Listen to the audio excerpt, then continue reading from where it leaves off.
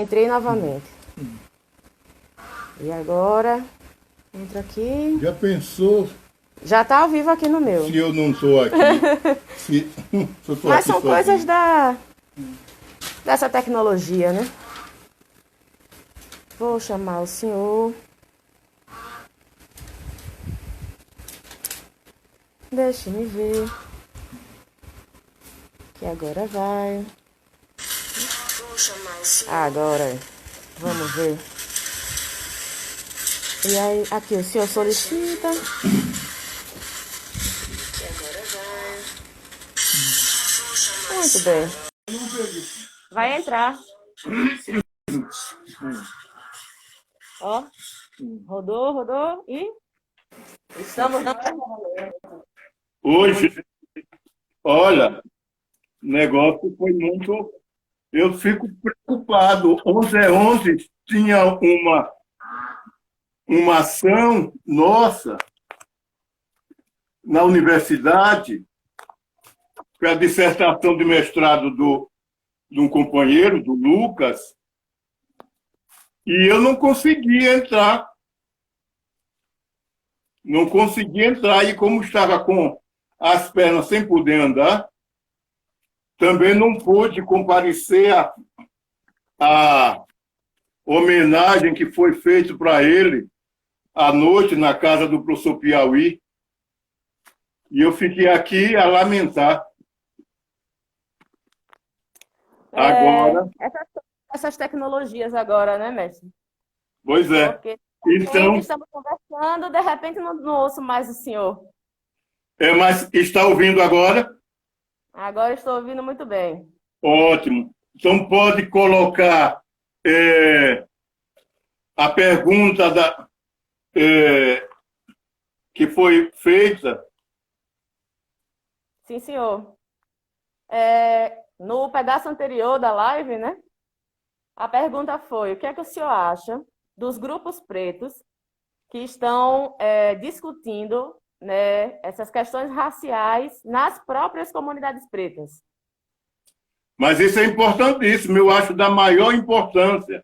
É ação afirmativa, porque, na verdade, independente de apoio de sindicato, apoio de político, o apoio de secretaria de educação ou de quem lá quem seja, o importante é que saia, tá entendendo? O grupo ou as pessoas em dupla, tá entendendo? E vá discutir essas questões nas comunidades, que seja na escola, que seja num clube, que seja num boteco, enfim, onde estiver, onde 2 ou 3 negros estiver reunidos, então que se discuta a questão do negro e que leve a questão da educação como forma maior da nossa atuação, que leva a questão da segurança pública, da moradia, da fome, enfim, de todo o problema da questão do negro para ser discutido, porque dali pode sair uma solução, porque é discutindo nossos problemas que buscamos soluções. Então, de repente, ali pode sair uma solução para a ordem dos advogados, para uma solução para a diretora daquela escola, daquele bairro, uma solução para o delegado daquela delegacia, uma solução, enfim, para as questões.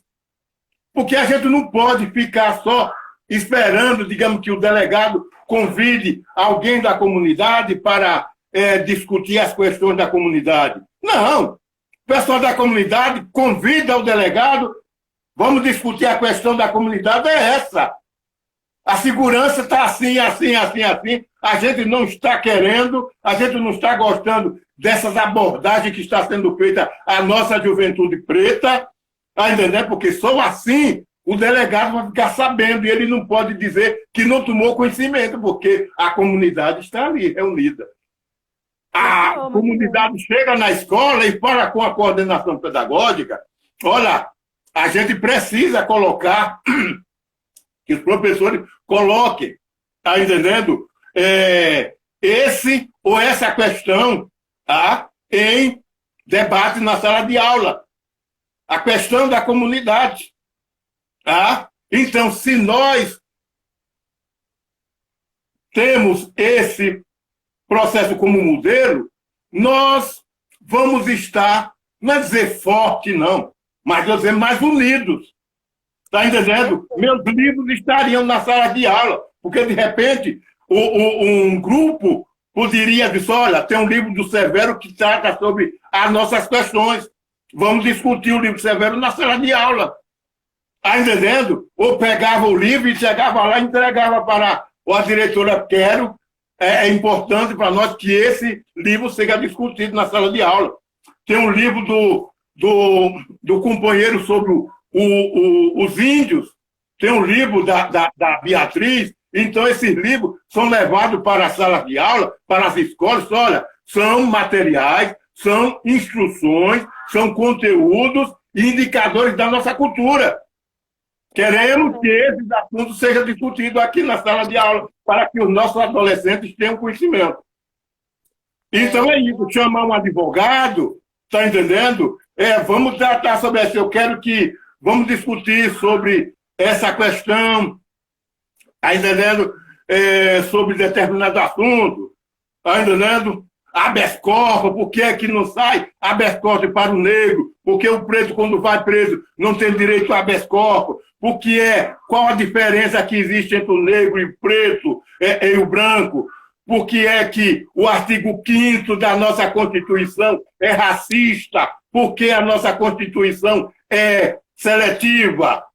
Então, de repente, leva a esses problemas, o advogado vai chegar dos advogados, olha, tem um problema na comunidade, o negro está questionando a questão da Constituição, a questão do cumprimento e da sua aplicação. Então, de repente, há um melhor olhar. Está entendendo? E que o terreiro do candomblé seja realmente respeitado como a Igreja Católica, como um templo evangélico. Percebe? Porque tudo são religiosidades. É isto. Gigi Poetisa entrou aqui e estava comentando sobre a necessidade também da proximidade com as bases, né? Do movimento com as bases. Falou do movimento hip hop, falou do movimento Afropower, né? Então, ela está pedindo a benção, a Mestre Severo, pedindo a benção a mim, né? Benção, Gigi. Oxalá lhe abençoe, minha filha, que todos os seus passos sejam exatamente em direção ao sucesso, em direção ao esclarecimento, em direção ao desenvolvimento da nossa comunidade. Axé. E aí, o senhor já falou, né, na primeira parte da nossa live de hoje, sobre muita coisa. Olha, o Wilton tá dizendo aqui, né? Parabéns, mestre, parabéns, Michele, beijo, Gigi. O Wilton Santos, né? Gigi disse que é um poeta também. Quando o senhor Wilton, falou... Um abraço e continue seu trabalho, que é muito esclarecedor.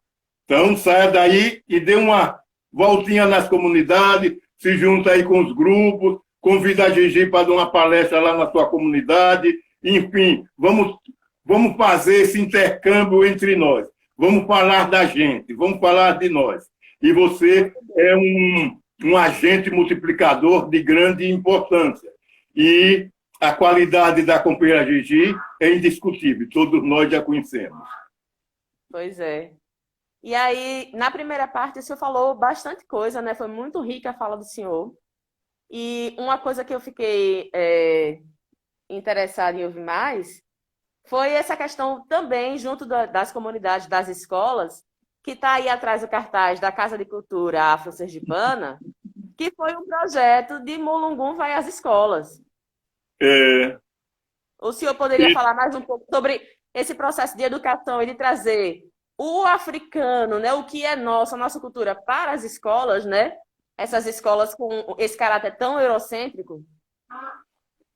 É verdade. O projeto cultural da educação, João Mulungu vai às escolas, ele tem o DNA de irmã Helena, que há uns 4 ou 5 anos atrás faleceu, aí do Patrocínio São José. Olorum Cussicurê. E também, né, Luiz Antônio, da professora Tetes, enfim. Esse pessoal me provocou, esse pessoal me estimulou, esse pessoal me deu exatamente réguas e compassos. Tá? E nós rodamos por muito, assim, umas 6, 8 vezes, todo o território de Sergipe, dando palestra em cada município. Na primeira vez foi uma palestra em cada município, mas da última vez, eu acredito, quando João Alves estava passando o comando para Deda, tá? A gente estava dando 3 palestras em cada município. Tá? E depois nós tivemos que parar, né? Porque houve um problema com o pessoal do Movimento Negro do PT, talvez uma insatisfação, talvez esse negócio assim, que a gente depois vai se arrepender, né? Mas eu me arrependi bastante. Eu acredito que o pessoal também deve ter se arrependido. E como o Deda era muito amigo nosso, tá entendendo? E a filha dele, a família, enfim. E ele estudou junto com minha esposa, Maria José. Uma ocasião na universidade, teve uma solenidade, e a gente se encontrou. Quer dizer, eu passei e deixei Maria José conversando com ele, né? Eles conversando lá, socialmente, não teve nada coisa. Aí ele perguntou por que é que Severo não estava falando com ele. Aí ela disse, olha, eu não quero saber de nada, não. Esse negócio aí, desde que desde que ele não está mais viajando, que ele começou a se fechar para todo mundo. Aí ele disse, não, mas eu não pus nada, esse negócio das viagens dele não teve nada comigo. Bom, então isso é outra história. De sorte que o que esse pessoal está fazendo agora, esse debate, era o que eu fazia no João Mulungu das escolas. Quer dizer que oficialmente eu entrava nas salas de aula, recebia meu dinheirinho, tá entendendo? Fazia seminário e palestra, preparando os professores para ensinar a cultura negra nas salas de aula. E levando exatamente indicadores, levava a apostila e saía. E daí a gente começou a publicar cartilhas, publicava artigos e distribuía lá com alunos e professores. Foi quando nasceu exatamente o Panáfrica, foi quando nasceu exatamente, patrocinado pela Secretaria da Educação, aquele livreto Racismo nas Escolas e na Educação em Sergipe, que esse livro, muitas das professoras e professores ficavam com receio de comprar o livro, mas esse livro foi patrocinado pela Secretaria de Educação, baseado no trabalho, no plano decenal de educação e de um trabalho que foi feito entre a Secretaria de Educação do município e do Estado num dos governos de João Alves. Então, nós preparamos o trabalho dentro dessa pesquisa e detectamos exatamente o racismo nas escolas, na educação e nos livros didáticos. E daí, então, nós começamos com esse processo. E hoje nós estamos com 6 títulos, né? Querendo apresentar para a Secretaria de Educação, que já apresentamos, o Ministério Público também, que esse livro tem toda a característica de paradidático, de acordo com a Lei Federal 10.630 de 2003, né? Mas o que é que ocorre? O que ocorre é que há um distanciamento. Há um distanciamento. E tem pessoas que não acreditam.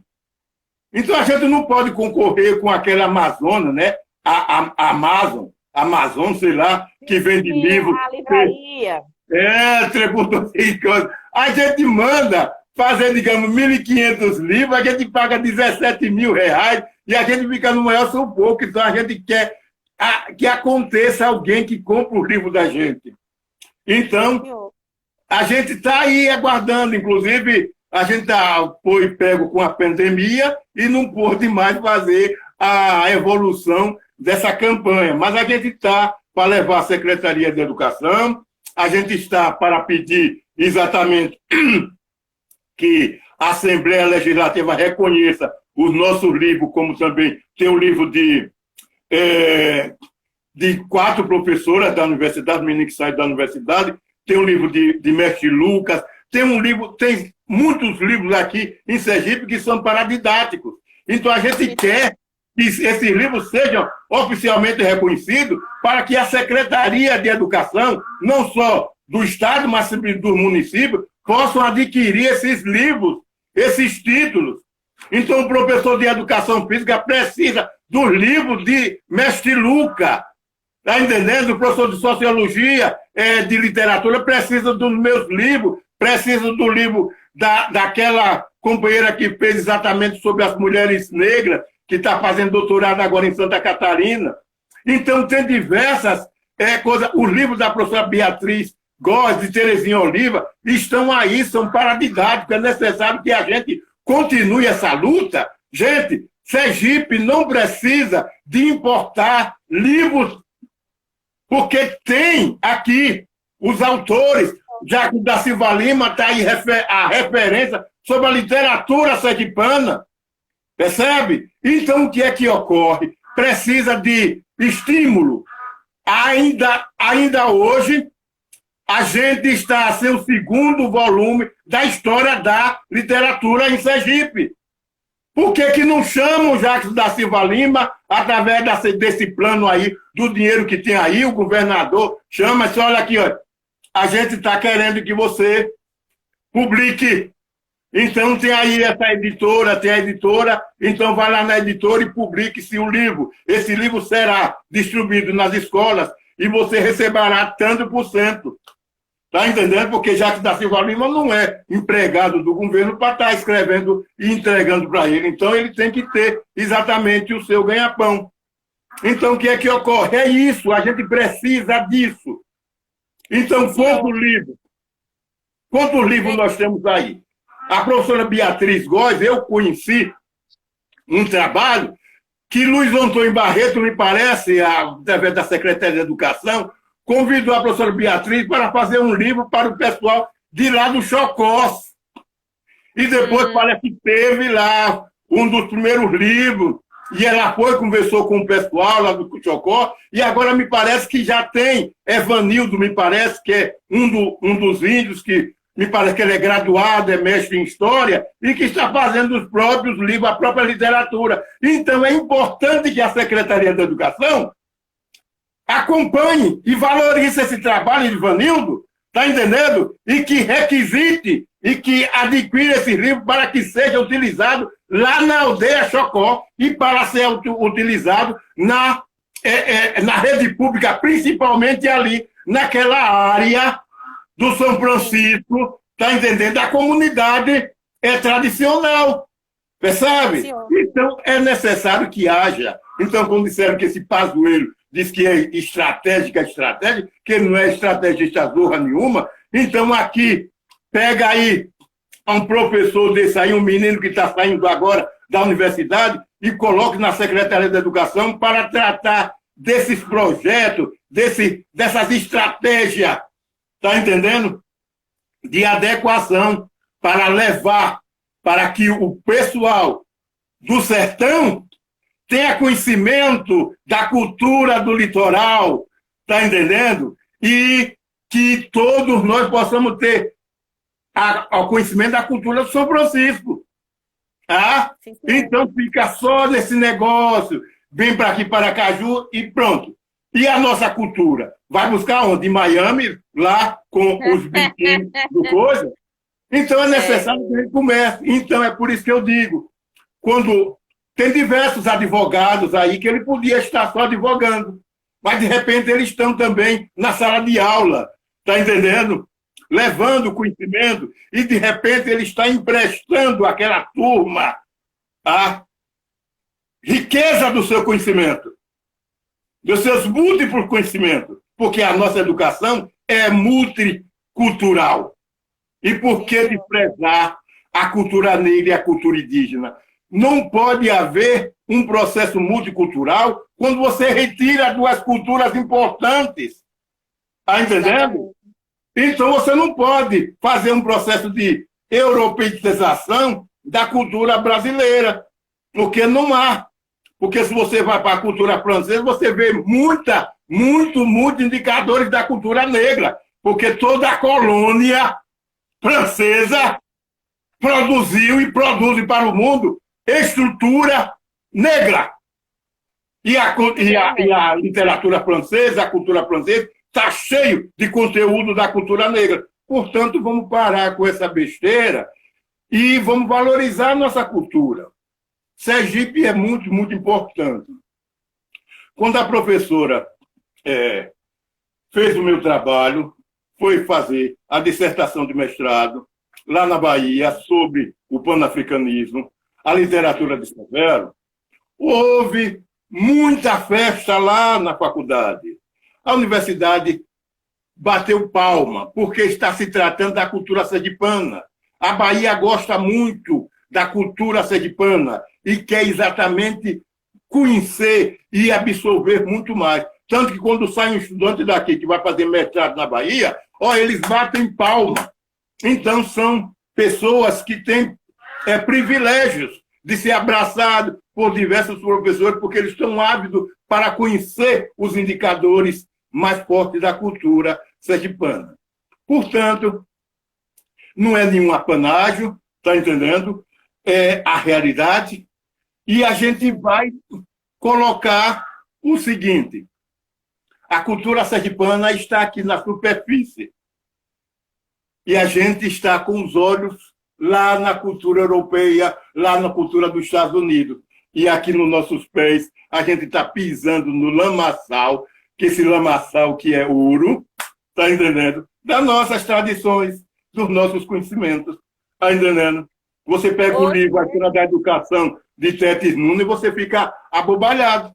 Você pega o livro de Feltro Bezerra, fica abobalhado. Mas isso aqui, isso é daqui?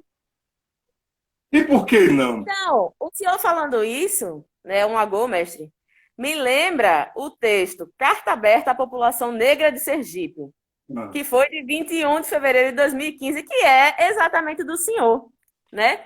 E quando eu li o texto pela primeira vez, eu fiquei encantadíssima, né? Até mandei em alguns grupos hoje para o pessoal ler também, porque o senhor vem trazendo esse processo, né, de essa educação europeia, né? Não nos foi negada primeiro e depois não é nossa, né? A nossa educação está na nossa cultura, está nas nossas casas, está nas nossas casas do candomblé, né? E muito é absorvida, mas eles absorvem e negam a gente, né? Então, o senhor fala aí do processo etnocida, o senhor fala da aculturação, né? Querem, ao invés de estar educando a gente, estão deseducando, né? Como diz o outro lá, o Carter Woodson, que ele fala da deseducação do negro. E o senhor também fala aqui, né? Está desumanizando, né? Está deslegitimando nosso conhecimento. Então, quando o senhor fala, esse texto do senhor eu achei fenomenal. E quando o senhor fala no texto, fala também de onde está a nossa cultura e onde está a nossa produção, né? Então, quando o senhor fala aí também, olha, temos uma produção que é nossa, né? Temos uma lei que é para implementar a nossa educação. Então, e está aqui, né? Parem de trazer, importar algo que não é nosso, que não nos cabe, e passe agora, né, a dedicar a educação, como nessa educação que o senhor chama de multicultural, da forma devida. Então, temos aí, né, na Casa de Cultura Afro-Sergipana, 6 títulos, é isso? Quem aqui nessa live, ou quem que vai ver esse vídeo depois, tem os títulos de Severo da Celino? Né? Esses livros que são imersos na nossa cultura, né? Nos nossos conhecimentos.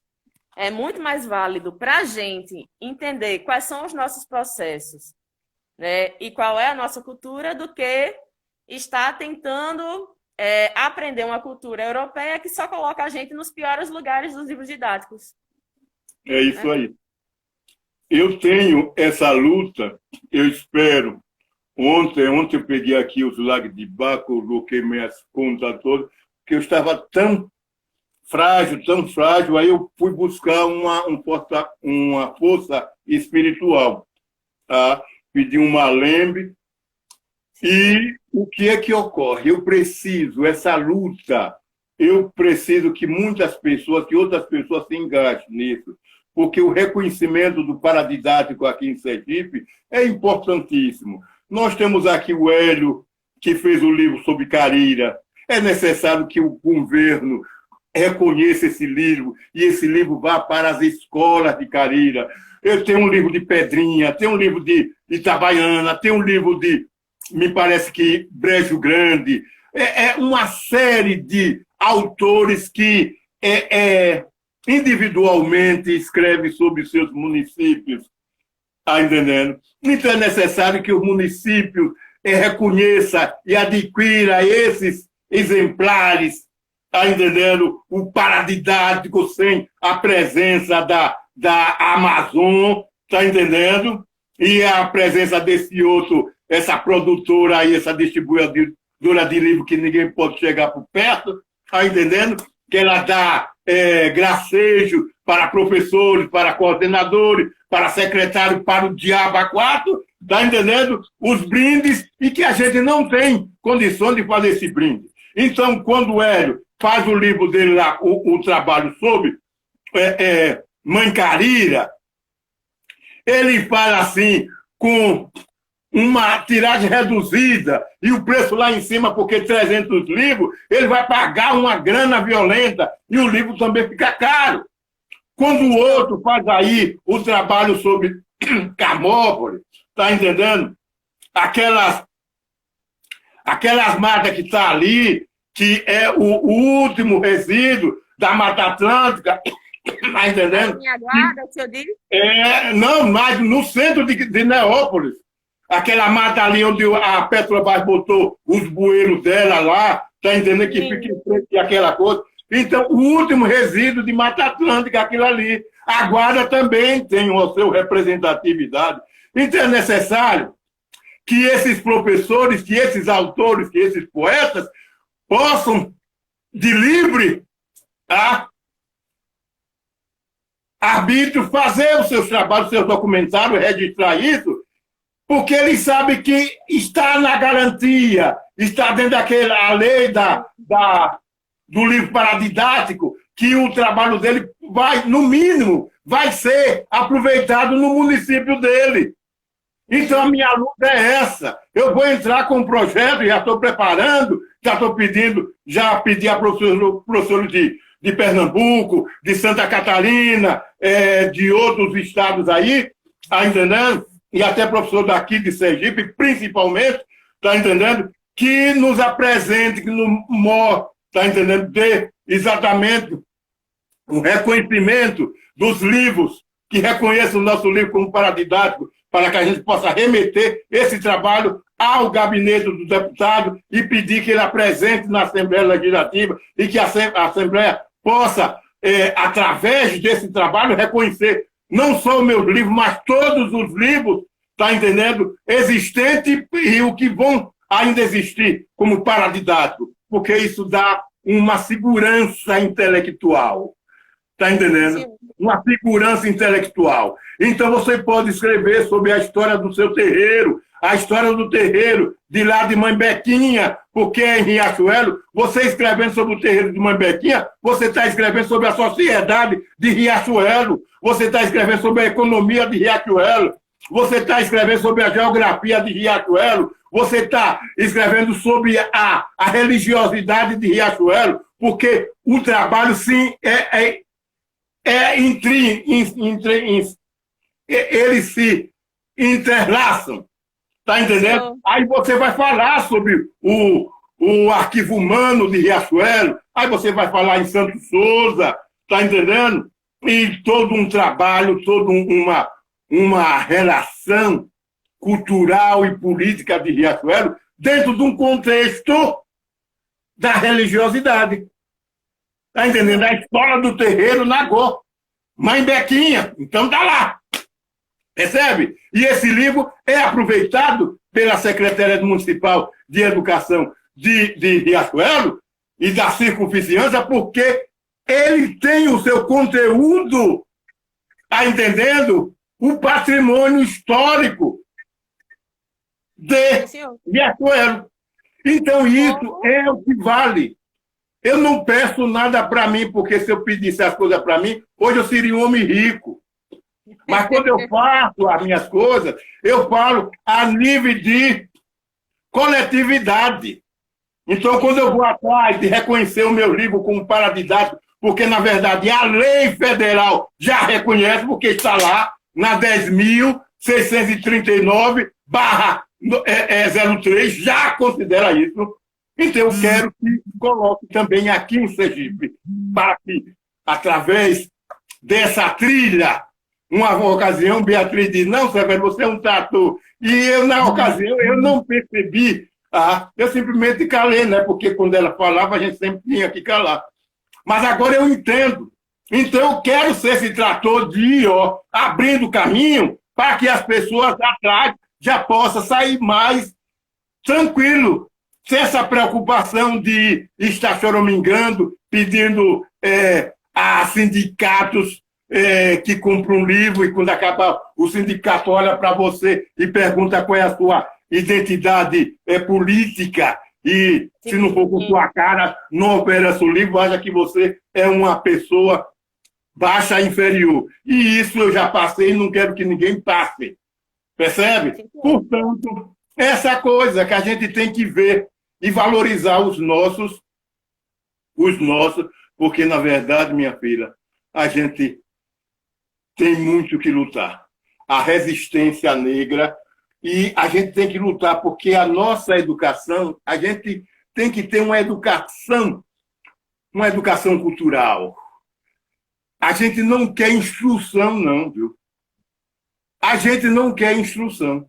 Porque quando a gente vai para a sala de aula, quando a gente faz um concurso que vai para a universidade, a gente quer uma educação para que a gente possa discutir, para que a gente possa pensar e avaliar e conceituar o pensamento, e não instrução de estar ali, sim, sim, senhor. Não. Nós não nascemos para isso. O negro nasceu para ser feliz. A nossa luta é por felicidade. Então, abaixo as instruções. Já basta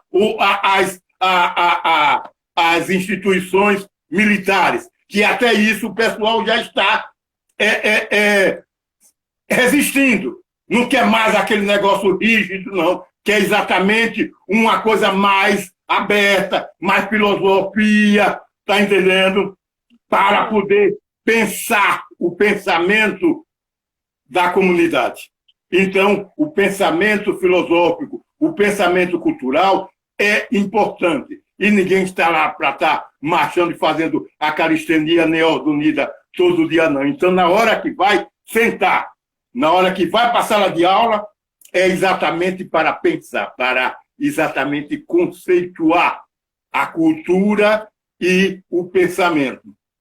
Portanto, o militar de hoje é diferente do militar dos anos 30, tá entendendo? Então, o garoto, quando vai para uma academia militar dessa, ele já passou por uma universidade, ele já vai sabendo exatamente dentro do processo de humanitário que existe. E quando a gente vai para uma escola, quando a gente vai para qualquer coisa, ou quando a gente manda nosso filho, a gente já sabe, e a gente sabe o que a gente quer. E a gente luta contra isso, nada de instrução. Nada de instrução, porque meu filho, quando nasceu, eu não tive que vir com o papel assim, ó. Assim, olha, isso aqui é o modo de usar negativo. É verdade. Bruno está perguntando aqui se o senhor lembra de uma campanha para criar uma universidade estadual de Sergipe. Seria com prioridade para alunos de escolas públicas? Olha, na verdade, quem teve essa ideia, me parece, se Fernando Sotelo estiver ouvindo a nossa live, que possa intervir, porque, na verdade, me parece que quem teve essa ideia foi Luiz Antônio Barreto. E a sede seria aí onde é a escola normal. Ali onde seria exatamente a faculdade. Tanto que quando foi feito aquele prédio dessa nova escola, eu pensei, muita gente pensou, que era exatamente já o início da faculdade. mas eu não sei por que Luiz Antônio entrou em desgraça, né, no governo ainda de Albano Franco, e perdeu o cargo da coisa. Foi para um médico, eu esqueci o nome dele, mas a partir dali Luiz Antônio não fez mais nada, ele foi da depressão, ele foi definhando e nós perdemos Luiz Antônio, né? Mas a faculdade de Aracaju, ou faculdade estadual, a sede era ali. Tá? Tá E dizendo que era foi ele feito mesmo. com eu não sei como era, a filosofia. Eu sei que, a princípio, seria muitos cursos muitas vagas de pedagogia, porque à época eu sou até daquele, ai meu Deus, esqueci o nome dele, foi meu diretor também, e ele faleceu, é dali da Pio Décimo. Ai meu Deus. Não Bom, vou saber agora. Depois a o gente lembra. diretor, o diretor da Pio Décimo, bom, o proprietário da Pio Décimo, ele faleceu e agora quem está é outra direção. Mas ele falava que tinha, como se diz, oportunidade de dar também a contribuição da Pio Décimo, porque a Pio Décimo estava dentro de um bojo da educação, tá? A pedagogia, tanto que muitos professores aqui em Sergipe são formados pela Pio Décimo. Tá? E Sebastião, professor Sebastião, que Deus tenha Sabia que ia em bom lugar. Olha, professor Sebastião, muita gente deve a graça, a beleza e a bondade do professor Sebastião.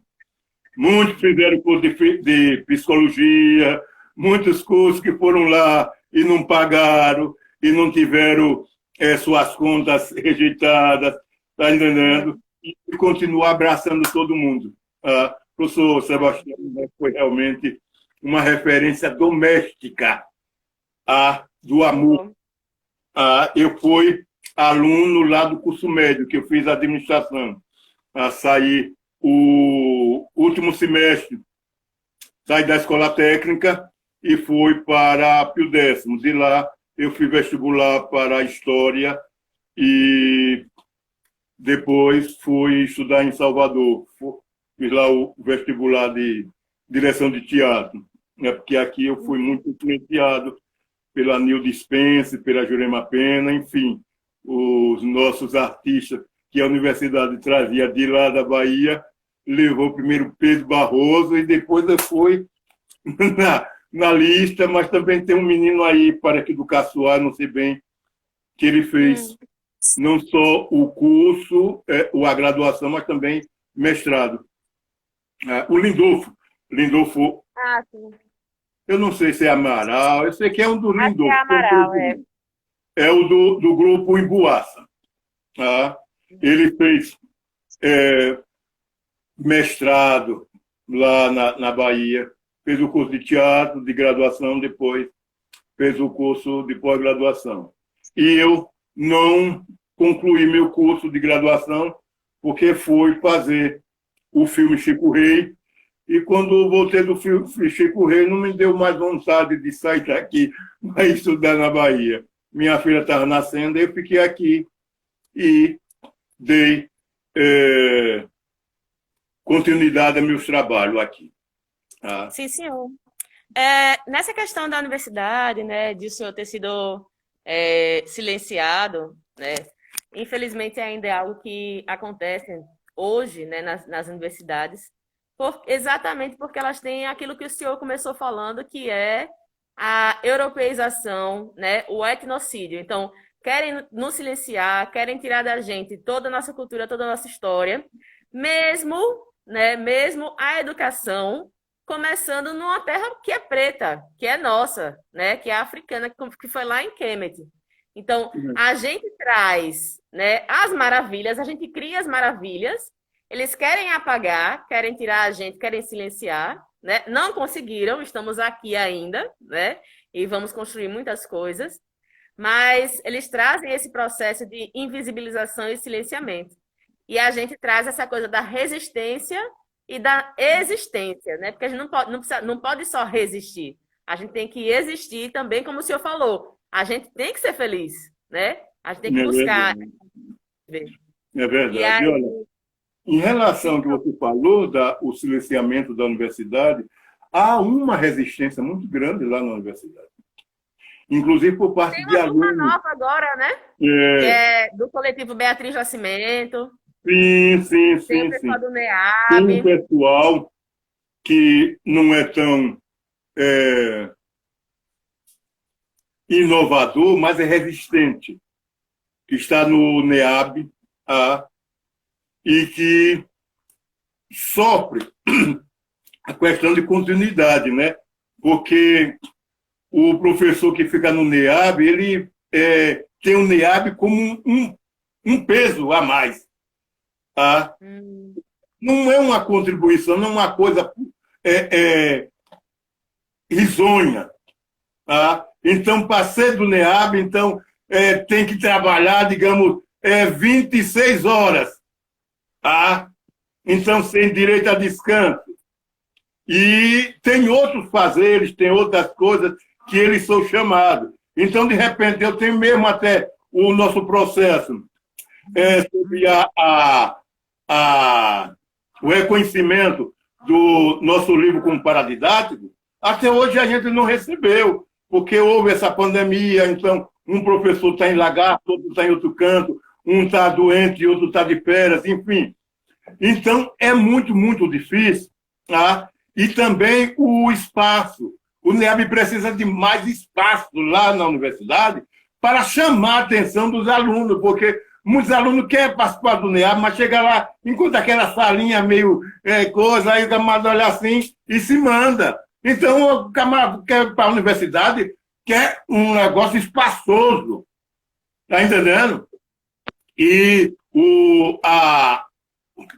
as dependências físicas do NEAB não são boas, está entendendo? Mas os professores conseguem. O pessoal da DUF, me parece que arranjaram outra sala em outro canto. Me parece que tem em locais diversos 3 ou 4 salas. Tá? Mas o importante é que o pessoal quer aquilo, negócio contínuo. Então, saber que tal hora vai encontrar a comissão do NEAB lá, esse ou aquele professor, e que os alunos possam ter exatamente aquela continuidade em relação ao seu estágio, está entendendo? Que tem equipamento e que o aluno possa realmente estar produzindo valores ali na universidade. Olha que tem muitos valores ali, viu?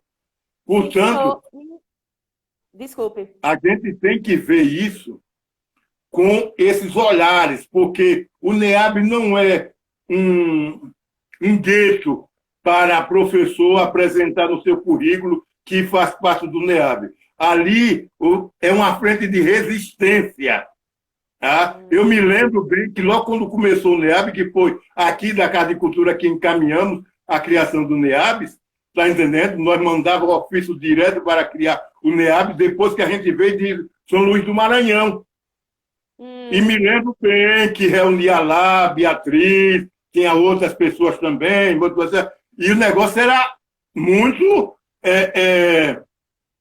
sério, tá? E saía um correndo atrás, e se reunia até nas próprias casas dela. Eu fui em diversas reuniões, fui reunião em diversas casas de professores, tá entendendo?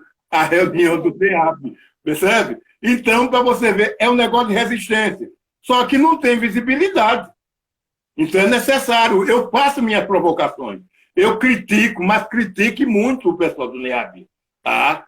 Mas as minhas críticas são críticas que só eu sei. As minhas críticas, eu mando energia para eles. São energias positivas, porque eu estou querendo, está muito tarde. A gente está perdendo muito tempo, e esse negócio foi para ontem e ainda não foi feito. Percebe? Então, a gente aqui, a gente não quer saber do ritmo da universidade. A gente quer que a universidade tenha o ritmo da gente. Então, os problemas que tem lá na reitoria, os problemas que tem lá, a gente não quer saber. A gente quer saber o seguinte: tem um parecer sobre determinado aspecto, está entendendo? Tem que fazer um programa para levar, está entendendo? Então, isso tem que ser feito. Um laudo. Esse laudo ainda não foi feito. Aí aqui a gente chama, a gente diz muito nome, esculhamba com todo mundo lá, está entendendo? Porque a gente só está querendo aquele laudo. Então, a comunidade está lá, esperando que o professor assine e termine o laudo antropológico do local, o laudo da geográfica, enfim. E esse material não foi feito. Então, de repente, você diz, porra, eu não estou aqui para... Eu não recebo para fazer laudo, não. Está entendendo? Aí começa a se rebelar.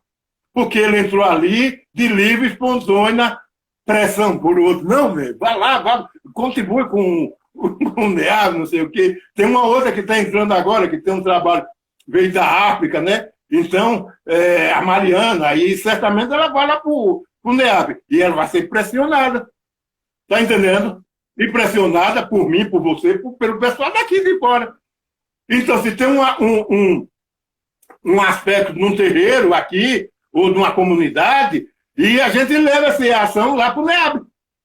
Então, parecer, tem que levar. Então, o delegado tem que levar isso lá para... O promotor tem que levar isso para...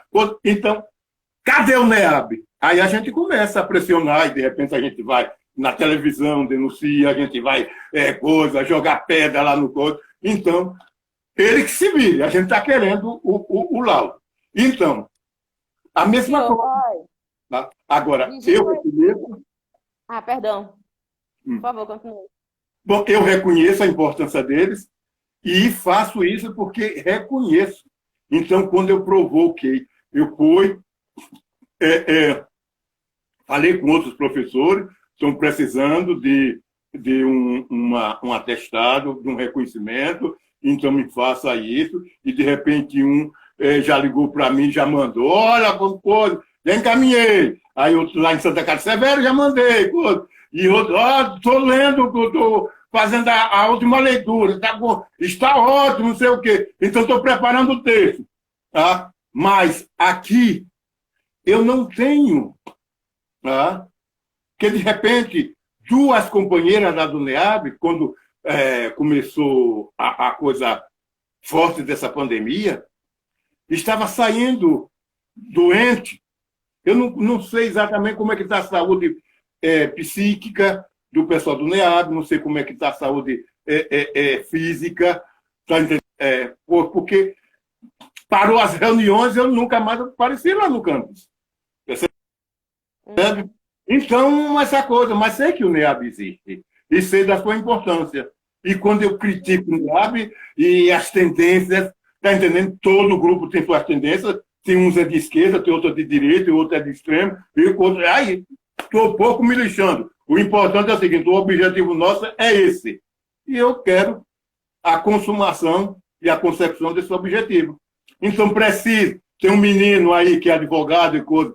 Aí eu já cutuquei para... Chama fulano para ir lá para o NEAB. Por quê? Porque eu conheço a capacidade do cabra. Agora, se ele vai se dividir ou se redividir para outras coisas, é problema dele.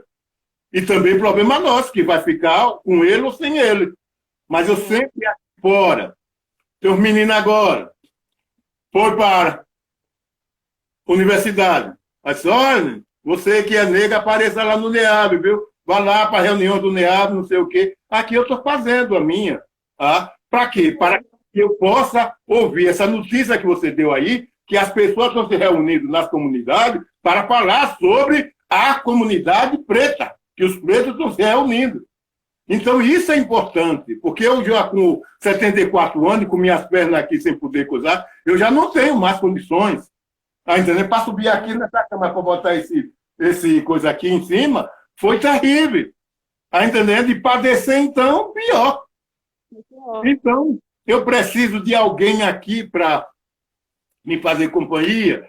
Tá entendendo? Ontem eu caí, tive que sair me arrastando pelo chão para pegar na parede para tentar me levantar junto com a cadeira. Quer dizer, sem ninguém aqui.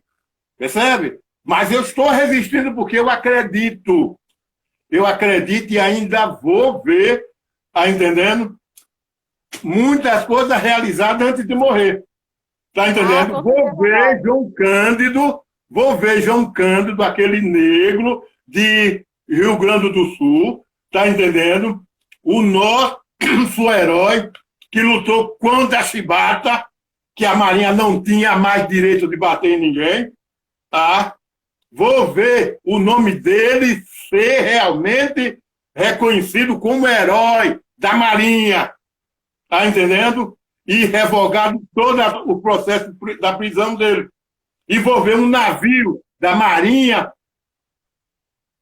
de Guerra brasileira, com o nome lá, ó, João Cândido, porque agora só tem um da Marinha Mercante, e que, não sei por que carga d'água, Lula não conseguiu que os almirantes, que o pessoal do coisa aceitasse, tá entendendo? O perdão de João Cândido.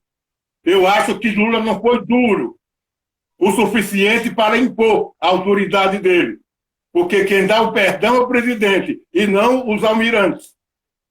Então tem essa coisa que está aqui magoado, tá entendendo? Porque teve aquele negócio que eu fiquei chateado. Questionei, mas aí o pessoal, não, deixa pra lá, não sei o quê, bebeu o cachorro de pop. E como eu sou militar de lá também, eu fiquei na minha. Mas, antes de ser militar, eu sou negro, porque quando eu fui para a Marinha, eu já era negro. Percebe? Então. A gente é negro primeiro, o resto É vem depois. verdade. Então tem essa questão, porque quem aboliu a chibata aqui no Brasil foi João Cândido. Está entendendo? E à época o exército não tinha mais e castigo, não. Há muito que o exército tinha abolido o castigo. E quando acabar a nível de escravidão, o exército se recusou a pegar negros fugidos. Está entendendo? Enquanto outras continuavam. Então a gente tem que conhecer a história para não dar topada. Então, a gente critica, mas a gente tem que conhecer exatamente os conceitos e os fundamentos. Portanto, eu espero estar vivo ainda, tá entendendo? Para saber que a Marinha reconheceu João Cândido e que revogou e que passou ali no papel e que João Cândido e a família dele recebeu o retroativo e ele foi exatamente para aquele topo onde todo mundo vão quando se aposenta ou quando se reforma. Então, a promoção de João Cândido, porque ele, como negro, pretinho, etc., ele falava as línguas dos idiomas dele, ele sabia o que muitos oficiais não sabiam. E tanto fez, tanto apresentou, que ele comandou. Tá vendo? Comandou a esquadra e não detonou o Rio de Janeiro porque ele era um homem de humanidade. Tá entendendo? Não tinha mágoa. Porque em outros, no lugar dele, tinha detonado tudo ali. E quando acabar, foi traído pelo próprio presidente. E nesse sentido, olha, gente, desculpe que a gente está falando sobre educação. Eu entrei. Ai, meu Deus do céu, desculpe, gente. Eu vi que o senhor tem uma questão muito forte com isso. Talvez a gente possa fazer o próximo falando sobre nós nesse sentido, né? Porque esse agora, hoje, a gente já passou mais de 1 hora conversando, porque teve aquele problema da primeira parte da live, né? Então, hoje já passou um pouco mais de 1 hora. Mas eu vi que o senhor, né, tem muita paixão de falar sobre isso, irmão. E aí eu achei que a gente é que aproveita, né? A gente é que vai aprendendo. Aprendi muito hoje também essa questão do NEAB, que o senhor também, a Casa de Cultura também estava lá no começo do NEAB, não sabia, né? E para mim foi uma grata surpresa. A Casa de Cultura tinha o UNA, depois tem o... Como é? Teve outro também, Trindade é que sabe o nome. Porque todas as entidades faziam parte do NEAB. Tá? Entendi. Aqui, então, entendi. O NEAB era diplomático. Diplomático não, democrático. Democrático. Fazia um trabalho conjunto. Né? Aí, nesse falando sobre nós de hoje, da educação, né? esse projeto João Mulungun vai às escolas, esse nascimento do SEAB com essa coletividade toda, né, dos movimentos negros, é muito importante porque tem um dizer nosso que diz que a nossa cultura é o nosso sistema imunológico. Então, por mais que tenham tentado contra nós aí a torto e a direito, se a gente consegue se juntar e se unir e viver a nossa cultura, a gente consegue se fortalecer, né? E foi isso que fizeram aí com a criação do NEAB. E foi isso que o senhor traz para a gente no João Mulungun vai às escolas, né? Porque vai trazer o quê? Vai trazer a nossa cultura, não a cultura eurocêntrica, que quer promover, como o senhor mesmo falou, o etnocídio, né? Quer acabar com a gente. Não. Pelo contrário, né? Enquanto estivermos produzindo para a gente, falando sobre nós, e aí Gigi Poetisa coloca aqui no comentário, né? Acredito que precisamos começar a ser protagonistas da nossa história, afirmando nossa identidade ancestral, logo no ensino fundamental, colocar nossa história ancestral na centralidade da educação, né? E eu concordo com ela quando ela fala isso. E Claro. mais do que isso, né? Mais do que a gente valorizar, e tem que valorizar também, né, essa educação aí, é valorizar a nossa educação, né? A nossa educação, como o senhor escreve, das nossas casas, dos nossos terreiros, onde a gente está junto, né? Isso também é nossa educação, é nossa sabedoria, mesmo que não seja essa formal europeizada, né? É isso. Agradeço muito ao senhor hoje, de novo. Olha, eu agradeço não só a você, mas sobretudo aos companheiros e às companheiras que tiveram a paciência de me aturar, tá? Né? Mas eu garanto que as próximas eu farei uma intervenção milimétrica. 5 minutos, eu falarei 5 minutos e depois ficarei só para responder. Eu vou utilizar essa dinâmica porque, de repente, eu estou aqui dando discurso, enquanto, criando plateia para dar discurso. Não, eu quero exatamente, vamos falar de nós. Eu peço desculpa que eu me excedi, está entendendo? Mas da próxima eu falarei só 5 minutos e depois ficaremos só para responder as perguntas. E o nosso próximo tema será exatamente a identidade cultural do negro sergipano. Então, vamos falar de nossa identidade, vamos falar de nossa cultura, de nossas tradições, para que a gente possa ter conhecimento e mostrar, porque na medida em que a gente reconhece, a gente é automaticamente também reconhecido. E eu quero dizer que muito, muito obrigado. Eu sou muito carente, gente. Estou muito carente, de repente falando, pensando que são 10 minutos, mas já deu mais de 1 hora. Gente, E o senhor falou, né, que apesar da pandemia, muita dificuldade de se locomover, mas o pessoal pode passar aqui na porta, né, tocar campainha, vir conversar, sim, com distanciamento e tudo, com máscara, né?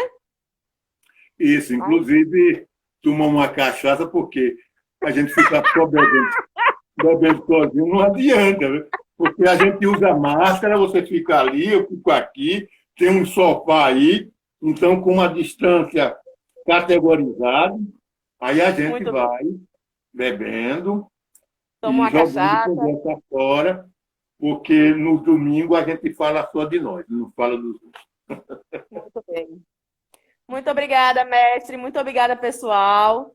Domingo que vem, às 15 horas, estaremos falando, então, da identidade cultural do negro sergipano. Não é isso? Ok. E muito obrigada. Que Oxalá nos dê paz, saúde e prosperidade. Axé. Assim seja. Opa, meu pai. Cheuê, bababá.